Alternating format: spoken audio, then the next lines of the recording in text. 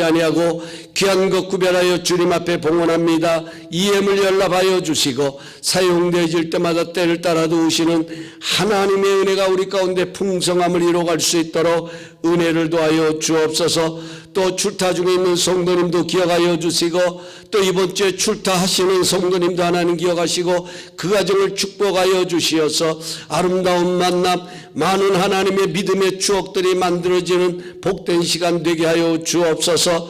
또한 아버지 하나님, 오늘 예배 드리는 우리 모든 성도님들 가운데 하나님의 은혜와 평강이 함께 하시길 원하옵고 예수님의 이름으로 감사하며 축복하며 기도하옵나이다. 아멘. 우리 사람들은 특별한 기념일 또는 성탄절 같은 그런 절기를 맞이하면 선물을 주고받습니다. 선물은 요긴한 것을 받을 때 가치가 있고 기쁨이 있습니다. 예수님은 하나님의 선물로 이 세상에 오신 분입니다. 하지만 예수님이 이 세상에 오시기까지 그 과정은 절대로 쉽지만은 않았습니다. 얼마나 많은 어려움이 있었는지 이것을 증거하는 것이 바로 마태복음 1장입니다.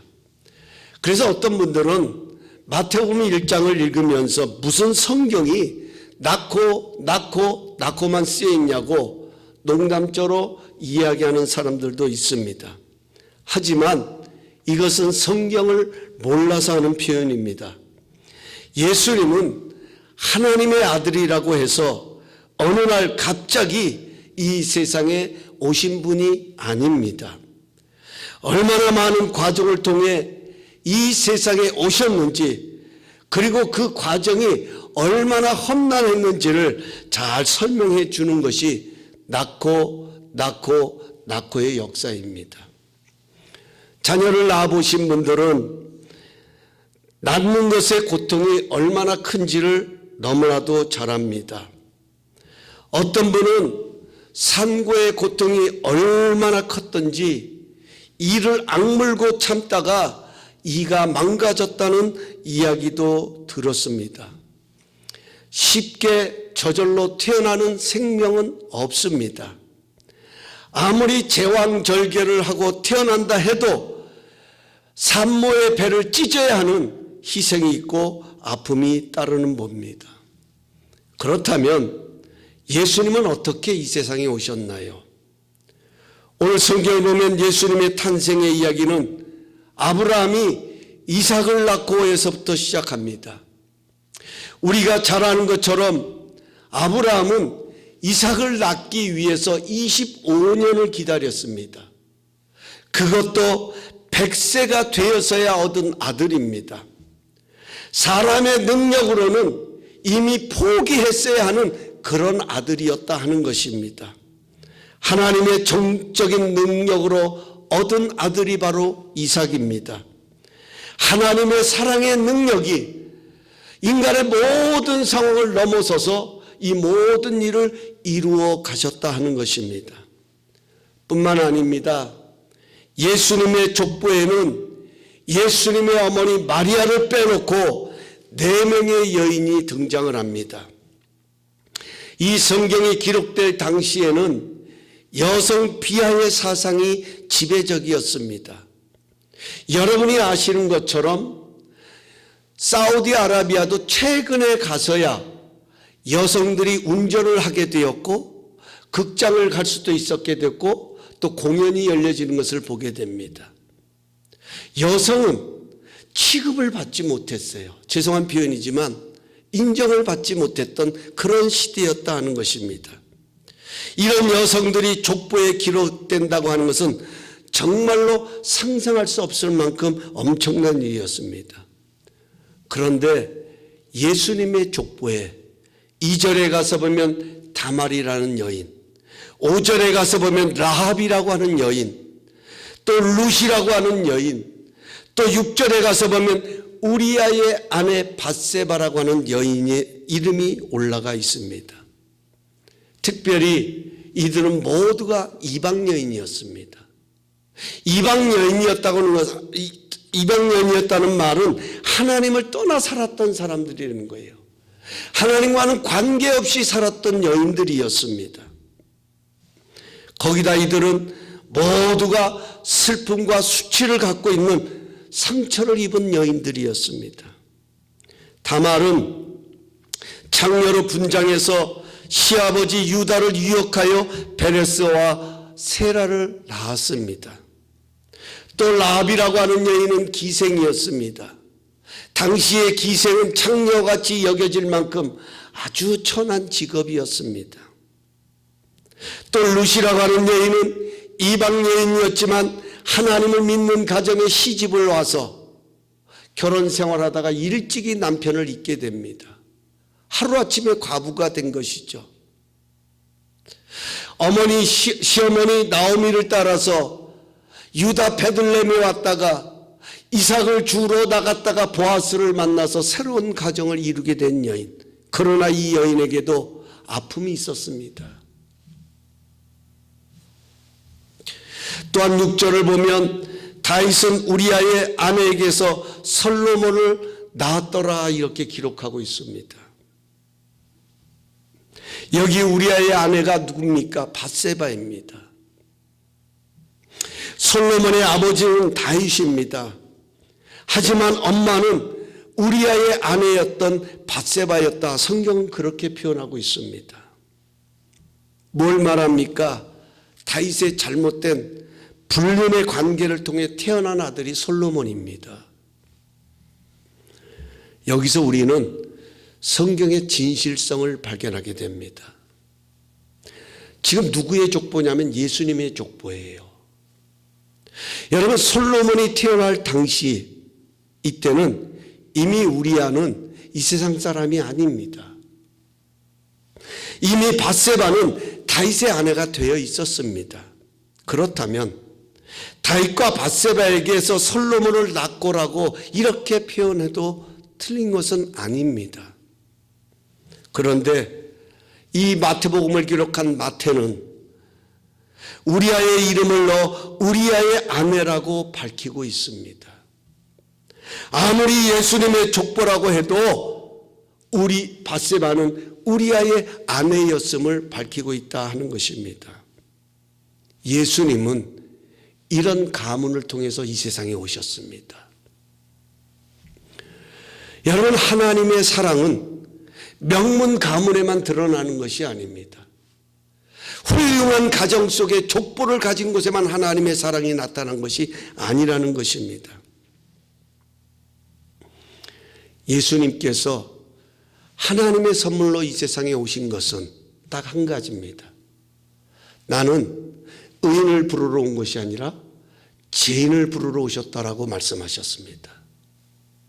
죄인을 찾아, 잃어버린 자를 찾아 구원하시기 위해서 예수님은 이 세상에 오신 분입니다. 그래서 예수님은 흠이 없는 곳에만 머물기 위해 오신 분이 아닙니다. 화려한 왕궁에만 머물기 위해 오신 분이 아닙니다. 아니요, 이 세상에 오셔서 고아, 가난한 자, 헐벗은 자, 병든 자, 굶주린 자, 상처 입은 자, 이런 연약한 자들만을 함께 하시면서 지낸 것을 보게 됩니다. 한마디로 소외되고 길을 잃은 인생 가운데 함께 하시기 위해서 임마누엘로 오신 하나님의 사랑의 선물이 바로 예수님이다 하는 겁니다. 뿐만 아닙니다. 11절에 가서 보면 요시야는 남유다가 멸망하여 바벨론의 포로로 잡혀갈 때에 여고나와 그의 형제들을 낳았더라 이렇게 기록하고 있습니다. 바벨론의 포로로 잡혀간다는 게 무슨 말일까요? 한마디로 삶의 터전이 무너졌다는 거예요. 나라를 잃어버렸는데요, 나라를 빼앗긴 이런 상황 가운데 정신이 없을 때도 여고나와 그의 형제들이 태어났다. 성경은 그렇게 기록하고 있습니다. 또 11절을 보면 12절을 보면 이렇게 또 이어지고 있습니다. 바벨론으로 사로잡혀간 후에 여고나는 스알데를 낳고 스알데는 스룹바벨을 낳고. 여러분, 그런 생각 해보셨습니까? 우리나라가 유교가 일어난 때가 1950년대죠. 맞죠? 1950년. 유교가 일어나고 있는 한참 전쟁 중에도 생명들이 태어났더라는 거예요. 1950년생들이 없는 게 아니라 1950년생들이 있지 않습니까? 저는 오늘 이 성경을 읽으면서 그런 생각했어요. 야, 이런 극한 상황에서도 자녀를 낳아 기를 수 있을까?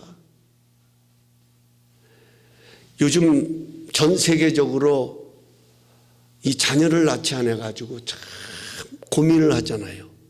특별히 우리 한국 같은 경우에는요, 0.8%밖에 안 된대요. 0.8. 이 상태로 가면 지금 남자만 군대에 의무화되지 않습니까? 근데 앞으로 여성도 의무화가 될 수 있다는 거예요. 왜? 군인이 없으면. 그냥 저절로 북한에 그냥 먹힐 수 있다 하는 겁니다. 왜냐하면 아이들을 낳지를 않으니까. 왜 그냐? 왜 아이를 낳지 않냐면 너무 어렵다는 거예요. 과연 내가 아이를 낳아서 잘 기를 수 있을까? 물가도 그렇죠. 경제적인 생활도 그렇죠. 또 흘러가는 세대의 흐름을 보면서도 그렇죠. 여러 가지가 불안한 거예요. 두려운 거예요. 그런데 이런 상황 속에서 자녀를 낳아 키우는 게 가능했던가? 근데 분명한 것은 오늘 성경은 여고나는 이런 와중에 스알데를 낳고 스알데는 수르바벨을 낳고 그렇게 낳고 낳은 끝에 드디어 그리스도라 칭하는 예수가 나셨더라. 이렇게 쓰여지고 있습니다. 여러분, 예수님의 탄생은 결코 쉬운 과정이 아니었습니다.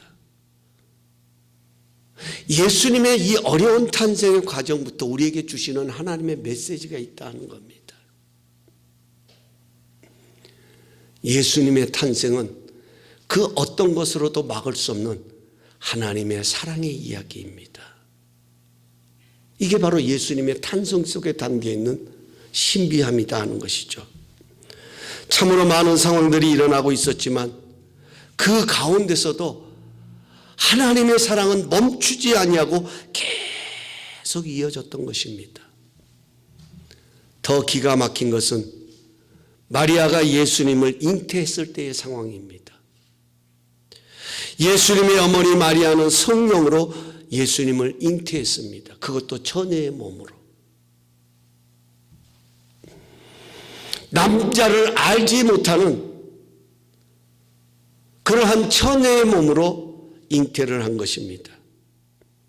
생명의 주인이신 창조주 하나님의 영이 마리아의 몸을 빌려서 잉태하신 것입니다. 마리아와 약혼을 한 요셉의 입장에서는 얼마든지 의심하고 파혼할 수도 있는 상황입니다. 그러나 주의 사자가 요셉에게 나타나 마리아가 잉태된 것은 성령을 통한 것이며 마리아 데려오기를 무서워하지 말라. 이는 이 세상을 구원할 분으로 예수라는 이름을 가진 분이라고 들려주었습니다. 만약에 요셉이 불순종했다면 어떻게 됐을까요? 더욱이 성경은 요셉은 의로운 자라고 소개하고 있습니다. 그래서 처음에는 이 여인의 마리아의 잉태 소식을 들은 처음에 요셉은 조용히 그 관계를 끊으려고 생각했었다. 마음먹었다고 성경은 기록하고 있잖아요. 만약에 요셉이 계속해서 이런 식으로 자신의 의로운 말을 고집했더라면 하나님의 계획은 변경되어야 했을지도 모릅니다. 아니요. 하나님의 계획은 실수였을지도 모릅니다. 실수로 끝날 수도 있습니다.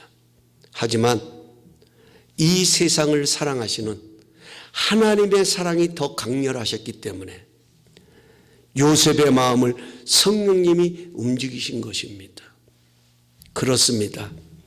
아무리 사람의 마음으로 자기의 길을 계획할지라도 그 걸음을 인도하시는 분이 계시다 하는 겁니다.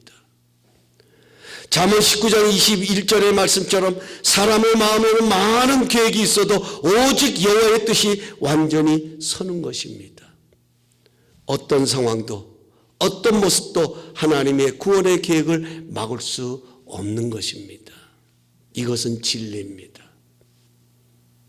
또한 이것이 전부가 아닙니다. 예수님께서 이 세상에 탄생하신 후에 이 소식을 들은 분봉왕 헤롯은 베들레헴에 태어난 모든 아이를 죽이라고 명했습니다. 예수님의 탄생의 소식을 듣고. 여러분, 예수님 한 분이 이 세상에 오시기 위해서 얼마나 많은 귀한 생명이 희생을 했습니까? 얼마나 많은 남자아이들이 희생당했냐는 거예요. 이 땅에 메시아가 왔다고 해서 세상은 환영하고 기뻐하는 것이 아닙니다. 구세주가 왔다고 해서 이 세상이 그분을 영접하고 찬양한 것이 아닙니다. 그래서 요한복음도 말하잖아요. 세상 빛이 왔으면 사람들이 그를 영접하지 않았다 그러잖아요.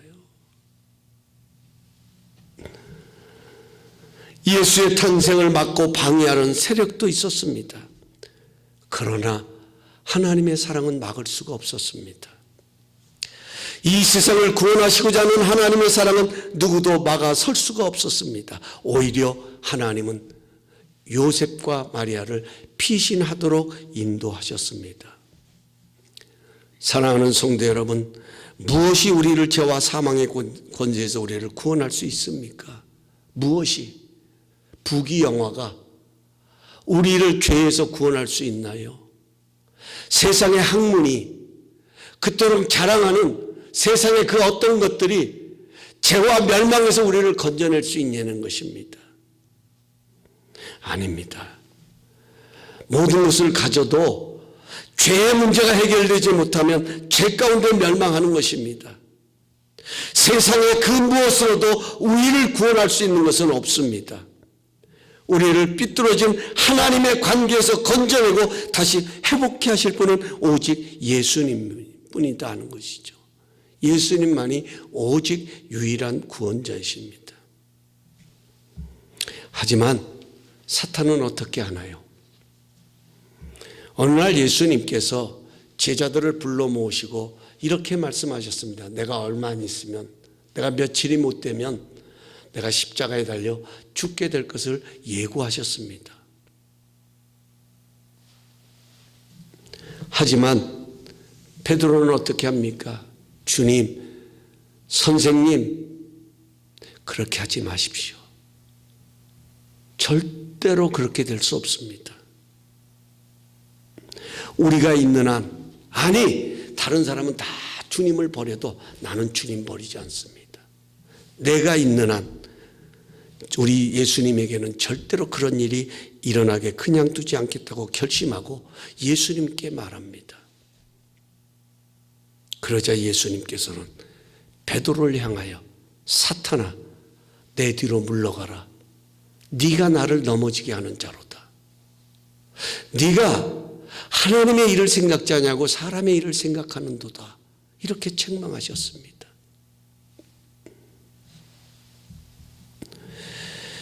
여러분, 예수님께서 십자가를 지셔야 하나님의 사랑이 완성되는 것입니다.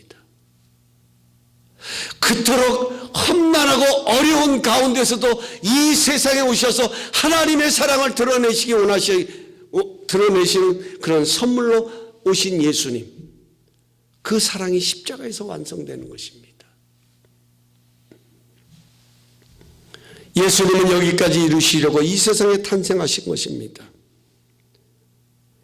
하지만 사탄은 이런 하나님의 사랑이 완성되는 것을 막으려고 베드로를 통하여 하나님의 뜻보다는 사람의 뜻, 자신의 감정, 자신의 생각을 잔뜩 심어준 것입니다.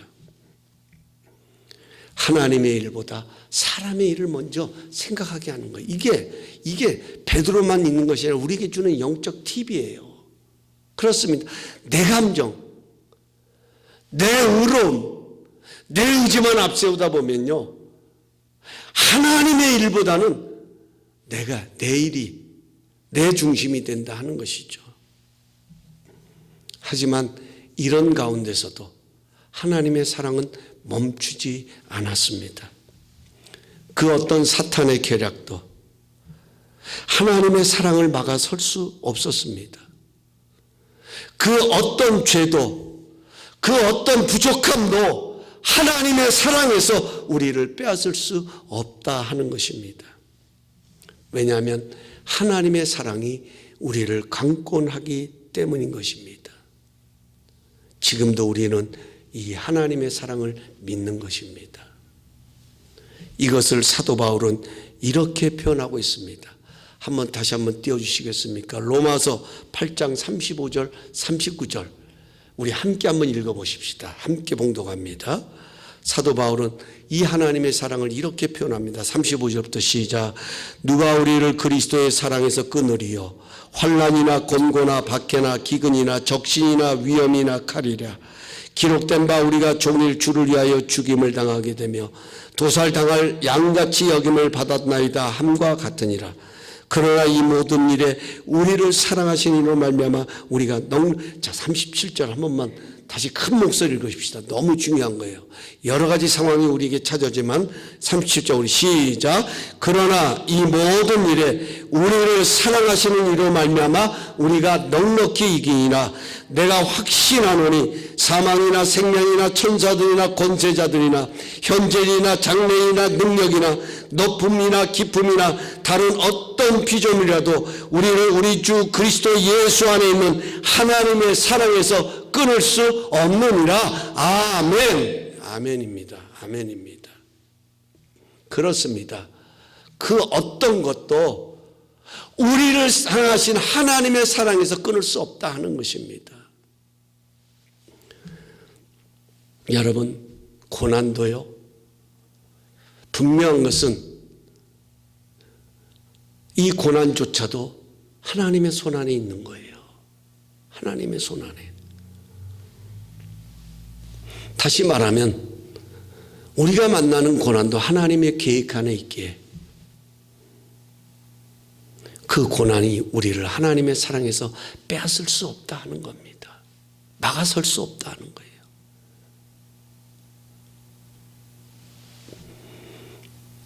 제가 말씀을 준비하면서 한번 생각해 봤어요. 제 자신을 한번 돌아봤어요. 내가 영적으로 많이 성숙해지고 영적으로 그나마 제가 성장하고 변화를 경험할 때가 언제였던가를 가만히 한번 보면요. 그 고비마다 어려움이 있었고 고난이 있었다 하는 겁니다.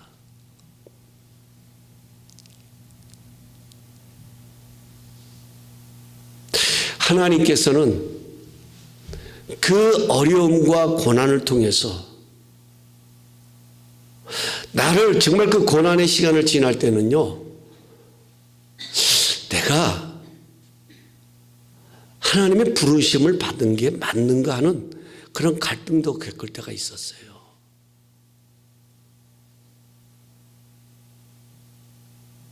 내가 목사로서의 권위가 도대체 어디까지 있는가, 이런 갈등도 해볼 때가 있었다니까요. 그 어려움 때문에. 특별히 사람들로 인하여 당하는 그런 어려움들. 할 수 있는 게 없어요. 답답해요. 그래서 새벽마다 하나님 앞에 엎드려 울며 기도하는 거예요. 하나님, 나 잘해보고 싶습니다. 내 꿈 이뤄보고 싶습니다. 나 이런 어려움 당하려고 주님 나 부르신 거 아니지 않냐고 하나님께 하소연하고 기도할 때마다 하나님이 깨닫게 하시고 알게 하시고 발견하게 하시고 오히려 그들 때문에 제가 성숙해지고 오히려 그들 때문에 하나님과 더 가까워지고 오히려 그 어려움 때문에 하나님을 더 찾게 되고 이런 모습들. 그러면 저는 영적으로 점점 이렇게 다듬어가는 이런 상황들을 이렇게 떠올리게 되었습니다.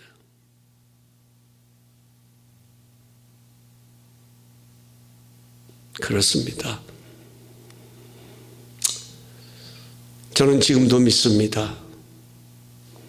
육신의 눈으로 보기에는 지금의 상황이 어떤지 몰라도 분명한 것 한 가지는 이런 가운데서도 저를 향하신 하나님의 사랑은 여전히 움직이고 있다 하는 것입니다. 일하고 계신다. 그 어떤 것도 하나님의 사랑을 막아설 수 없다 하는 겁니다. 지금의 어려움이, 지금의 고난이, 부족함이, 연약함이 우리를 하나님의 사랑에서 빼앗을 수 없습니다. 하나님의 사랑은 지금도 멈추지 않고 우리를 향하고 있기 때문입니다. 죄와 수치와 연약함에서 우리를 살리시려는 그 하나님의 뜨거운 사랑이 우리를 향하고 있기에 오늘 성경은 성령님도 우리의 연약함을 도우신다 이렇게 표현하고 있습니다. 로마서에 보면요 이렇게 말씀하고 있어요. 우리가 너무 좋아하는 말씀입니다마는 여기 가서 보면 26절에 8장 26절에 보면 이와 같이 성령도 우리의 연약함을 도우시나니 우리는 마땅히 기도할 바를 알지 못하나 오직 성령이 말할 수 없는 탄식으로 우리를 위하여 친히 간구하시니라. 마음을 살피시니가 성령의 생각을 하시나니 이는 성령이 하나님의 뜻대로 성도를 위하여 간구하심이라. 우리가 알거니와 하나님을 사랑하는 자 곧 그의 뜻대로 부르심을 입은 자들에게는 모든 것이 합력하여 선을 이루니라. 참 귀한 말씀이에요. 그렇습니다. 우리의 연약함에서 우리의 부끄러움과 수치에서도 우리를 살리시려는 하나님의 사랑이 있기에 성령님은 우리의 연약함을 지금도 도우고 계신다는 겁니다. 우리는 하나님의 사랑을 붙들고 다시 일어서야 합니다. 그 어떤 것도 막을 수 없는 하나님의 사랑이 오늘도 나를 향하고 있음을 굳게 믿으며 다시 일어서야 합니다. 그럴 때 우리는 넉넉히 이 세상을 이기게 됩니다. 내 힘 때문에 이기는 것이 아니라 바울의 고백처럼 이 모든 일에 우리를 사랑하시는 하나님으로 말미암아 넉넉히 이기게 된다 하는 것입니다. 오늘 이 확신을 우리의 마음의 신비에 새기고 이 성전을 떠날 수 있기를 원합니다. 이번 성탄절은 그 어떤 것도 하나님의 사랑을 막을 수 있는 것이 없다는 이 분명한 믿음으로 다시금 재무장되는 성탄절이 될 수 있기를 원합니다. 예수님 탄생하신 이 절기를 축하하고 감사하면서 우리가 깨달고 우리가 확신해야 될 것은 그래. 하나님의 사랑을 막아설 수 있는 것은 아무것도 없다.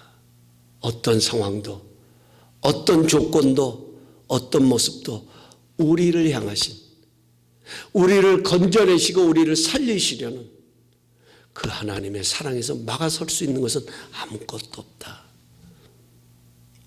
이 믿음이 다시금 세워지는 그런 성탄절 될 수 있기를 원합니다.